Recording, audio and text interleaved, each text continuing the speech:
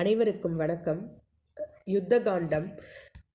கிருஷ்ணர் தர்மம் அங்கீகாரத்தை பெற்றுத்தர வல்லது. வாழ்வில் ஒருவனுக்கு அவமானம் நேர்ந்தால் அவன் தர்மத்தை பின்பற்ற தவறினான் என்பது பொருள். அதற்கு கர்ணன், ஒருவன் பிறப்பிலிருந்தே அவமானத்தை சகித்து வந்தால் அவன் ஆற்ற வேண்டிய பணியாது என்று கேட்டான்.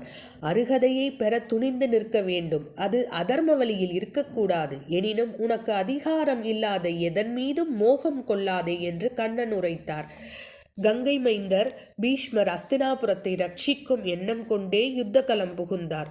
குரு துரோணர் தன் புத்திரனை காக்க களம் இறங்கினார். மாவீரன் கர்ணன் ஒருவனே வெற்றியின் எண்ணம் கொண்டு களம் இறங்கினான். அவனுடைய இத்தனை கால போராட்டம் அந்த பானத்தில் வெளிப்படும் என்று கிருஷ்ணர் அர்ஜுனனிடம் கூறினார். யுத்தம் தொடங்க போகிறது. பீஷ்மர் யார் யார் எந்தெந்த படையில் இருக்க வேண்டும் என்று பிரிக்கின்றார். கர்ணன் அந்தணர்கள் வரிசையில் 100 பேருக்கு நடுவில் பிரிக்கப்படுகிறான்.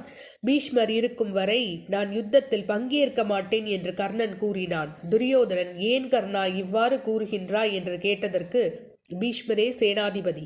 அவரை நம்பிதான் இந்த படையில் இருக்கும் அனைவரும் யுத்தத்தில் பங்கேற்கிறார்கள். நானும் ஒரு மாவீரனாக போரிட ஆசைப்படுகிறேன். அவர் எப்போது தளர்கிறாரோ அப்போது நான் உள்ளே வருகிறேன் என்று நண்பனுக்கு தைரியம் கூறுகிறான். யுத்தம் தொடங்குகிறது. 10ஆம் நாள் போரில் பீஷ்மர் அம்பு படுக்கையில் விழுகிறார். பீஷ்மருக்கு அவருடைய மரணத்தை அவரே முடிவு செய்யும் வரம் பெற்றுள்ளார். இப்பொழுது கர்ணனும் பீஷ்மரும் சந்திக்கும் ஒரு நிகழ்வு. கங்கை மைந்தர் அம்பு படுக்கையில் இருக்கிறார். அவரை சந்திப்பதற்கு கர்ணன் செல்கிறான். கங்கை மைந்தரே, யுத்த களத்திற்கு செல்வதற்கு முன்னால் தம்மை சிரம் தாழ்த்தி வணங்குகின்றேன். உங்களிடம் ஆசி பெற வந்துள்ளேன் என்று கூறினான். அதற்கு கங்கை மைந்தர், இந்த பீஷ்மரிடத்தில் உன்னிடம் வழங்குவதற்கு ஆசிகள் ஏதுமில்லை கர்ணா என்று கூறினார். அதற்கு கர்ணன், அறிவேன் கங்கை மைந்தரே, நான் வருவதை நீங்கள் விரும்ப மாட்டீர்கள். என்னை புறத்தை வைத்து விலக்கி வைத்தீர்கள். எனினும் உங்கள் மீது உள்ள மரியாதையை நான் எப்போதும் குறைத்ததில்லை. பெரும் மூடனாவாய் குந்தியின் மைந்தனே, உன் பிறப்பு பற்றிய சிறப்பை நான் முன்பே அறிவேன்.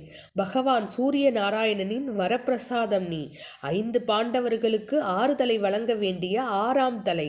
நான் இத்தகவல்களை பல ஆண்டுகளுக்கு முன்பே அறிவேன் கர்ணா. நீ திவ்யத்துவம் உடையவன் என்று கூறினார். அடுத்தவரால் வெறுக்கத்தக்கவன் அல்ல. கருணையை ஆதாரமாக்கி அஸ்தினாபுரத்தை விட்டு விலக்கி வைத்த நினைத்தது உண்மை. ஏனெனில் நீ விதிவசத்தான் பகலவன் பிள்ளையாய் பிறந்தவன். பிறகு அன்னையை விட்டு ஆற்றில் அகன்றவன். வளர்ந்த பின் துரியனோடு சேற்றில் உறைந்தவன். நீ